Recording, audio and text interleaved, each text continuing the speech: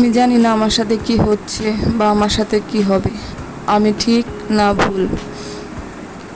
তবুও একটা মেয়ের যেমন ইচ্ছা থাকে সংসারের শেষ অবধি দেখার, একেবারে শেষ থেকে শেষ পর্যন্ত দেখার, সংসারটা টিকিয়ে রাখার, কিন্তু যেটা আমি কোনোভাবে এখন আর পারছি না।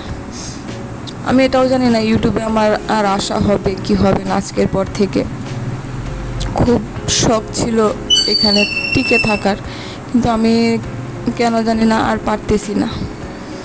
জীবনটা এক নিমিষে কেন জানি উল্টাপাল্টা হয়ে যাচ্ছে, আমার চোখের সামনে সব ভেঙে যাচ্ছে, কিন্তু আমি কিচ্ছু করতে পারতেছি না।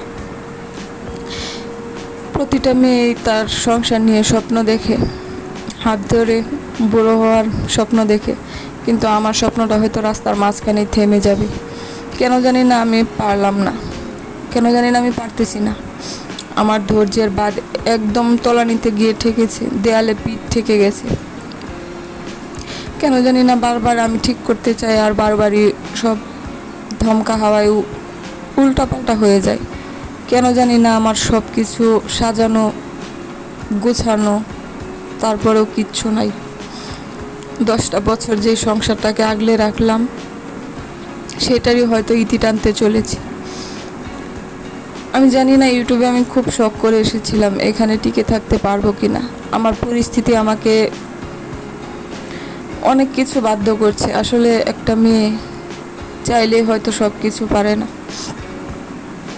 একটা মেয়ের জন্য সংসার জীবনটা অনেক স্যাক্রিফাইসের, সেটা আমি হাড়ে হাড়ে টের পাইতেছি। মানে আমি যে কি পরিমাণ স্যাক্রিফাইস, ধৈর্য, মানে কি বলবো। এখন আমি আর কোনো কিছু মানে কোনো কিছু মানে কিচ্ছু করতে পারতেছি না।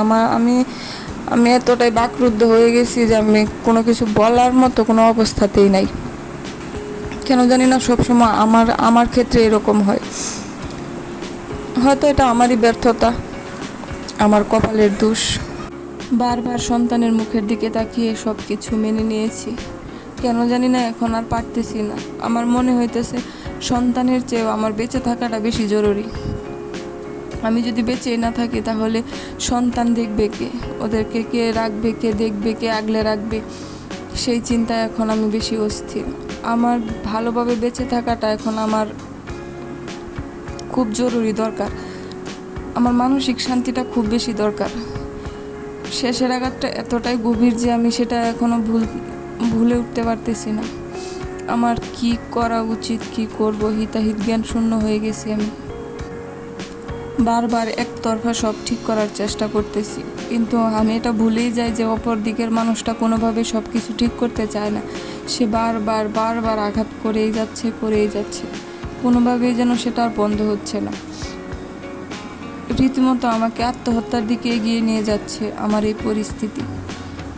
আমার ভালোভাবে বেঁচে থাকাটা জরুরি। আমার এখন 2 বেলা খাওয়ার থেকেও জরুরি মানসিক শান্তি।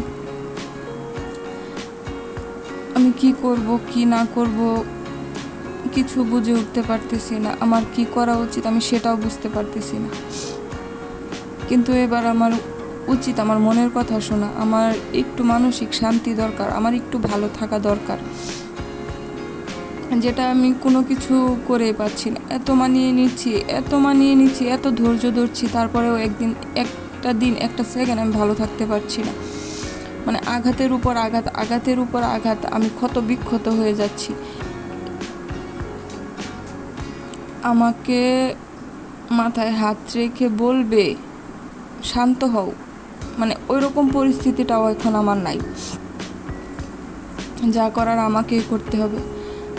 আমি এই অবস্থায় আছি, আমার খোঁজটা পর্যন্ত কেউ নেয় না।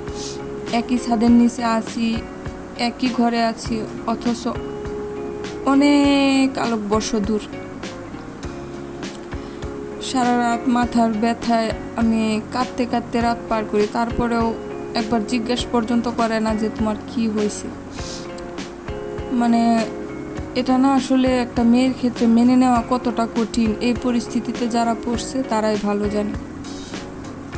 অপর দিকের মানুষটা শুধু আঘাত দিতেই জানে, আঘাত সারতে জানে না। কেন জানি না এখন আমার নিজের উপর থেকে মায়া, ভালোবাসা সব শেষ হয়ে গেছে। নিজেকে আস্তে আস্তে মৃত্যুর মুখে ঠেলে দিচ্ছি আমি নিজেই। হয়তো অনেকটাই দেরি হয়ে গেছে ভুল ট্রেনে, কিন্তু চাইলে হয়তো এখনও পারি, কিন্তু আমি পারতেছি না। কিন্তু এবার আমার পারা উচিত, আমার মন যেটা বলে সেটা করা উচিত, আমার মনের কথা শোনা উচিত আরও দেরি হয়ে যাওয়ার আগে। মানুষ চাইলেই সব কিছু করতে পারে, শুধু একটু সাপোর্ট দরকার। কিন্তু আমি কারো সাপোর্ট পাইনি। কিন্তু এবার আমি নিজেকে নিজে চেষ্টা করব, নিজেকে নিজের পাশে দাঁড়ানোর প্রতিশ্রুতি দিয়েছি। আর কত এভাবে নিজেকে শেষ করব আমি। একদিন তো আমি আমাকে চিনব না, এখনই তো চিনি না আমি আমাকে। আপনাদের কাছে যদি কোনো ভুল ত্রুটি করে থাকি আমাকে ক্ষমা সুন্দর দৃষ্টিতে দেখবেন। যদি আমি ভালো থাকতে পারি ইনশাল্লাহ আবার ব্যাক করব ইউটিউবে। আমি জানি না আজকের পর থেকে সমাজ আমাকে কিভাবে দেখবে, আমাকে কি বলবে। এগুলো শোনার মতো পরিস্থিতি বা মন মানসিকতা কোনোটাই আমার নাই, কারণ আমি এত কষ্টে আছি কেউ জিজ্ঞেস পর্যন্ত করে না। তাহলে পরবর্তী সময় মানুষ আমাকে কি করবে, কি বলবে, এসব চিন্তা করার এখন আর আমার কোনো দরকার নাই। আমি নিজের মতো করে বাঁচতে চাই, নিজের লাইফটাকে নিজের মতো করে একটু শান্তিতে বাঁচতে চাই। আমার এখন বেঁচে থাকাটা বেশি জরুরি। ইউটিউব জগতে এসে যদি কারোর আমার কথায় বা আমার ব্যবহারে খারাপ লেগে থাকে অবশ্যই আমাকে ক্ষমা সুন্দর দৃষ্টিতে দেখবেন। আর সবাই ভালো থাকবেন এবং আমার জন্য অনেক বেশি দোয়া করবেন, যেন আমি এই সবটা সামলে উঠতে পারি, নিজেকে আবার আগের জায়গায় নিয়ে যেতে পারি, নিজেকে একটা ভালো জীবন উপহার দিতে পারি।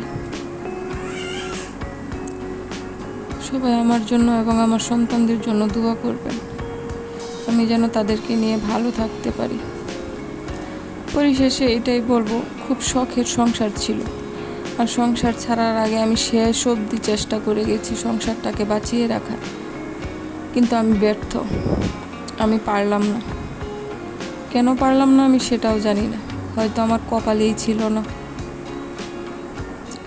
যাই হোক, আল্লাহ ভরসা।